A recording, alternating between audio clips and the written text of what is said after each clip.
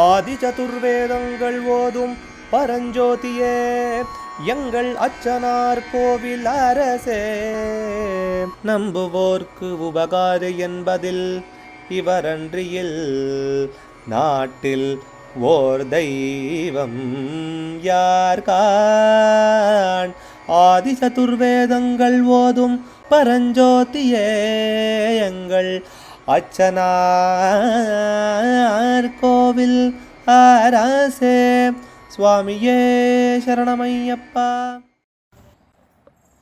அச்சங்கோயில் அரசே சரணமையப்பா. பகவானுடைய 269வது நாமா திருப்பெயர் கரளாய நமஹ. விஷமாக இருப்பவனுக்கு நமஸ்காரம்.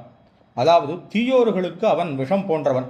அப்பர் சுவாமிகள் தமது முத்தினை பவள அப்படின்னு சொல்லக்கூடிய திருப்பதிகத்தில் பித்தனை கொல்லும் நஞ்சினை வானவர் நித்தனை அப்படின்னு ஆண்டவனை விஷம்னே சொல்றார். கரளம், ஹாலம், ஆலம் அப்படிங்கிற சொற்கள்லாம் விஷத்தை குறிக்கும். ஆலம் அப்படின்னு சொல்லி சொன்னா சாஸ்தான்னு பொருள் இருப்பதாக அகராதி நிகண்டு சொல்றது. விஷம் விஷத்தை ஒன்றும் செய்யாது. அதுபோல விஷமுண்டு கண்டம் கருத்ததாலும் அது பகவானை ஒன்றும் செய்யலை.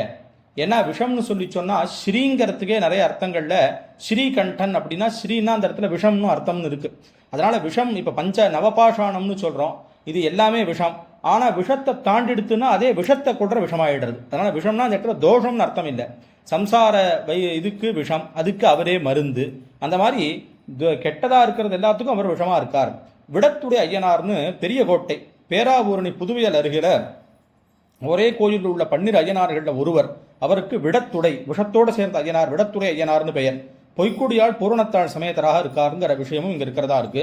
அதனால விஷமாக இருப்பவன்னா தீய விஷயங்களுக்கும் தீயோர்களுக்கும் விஷமாக இருக்கிறவனுக்கு நமஸ்காரம் இந்த நாமாவானு தெரிவிக்கிறது. அச்சங்கோவில் அரசே சரணமையம். அச்சனார் கோவில் அரசே சுவாமியே சரணமையப்பா.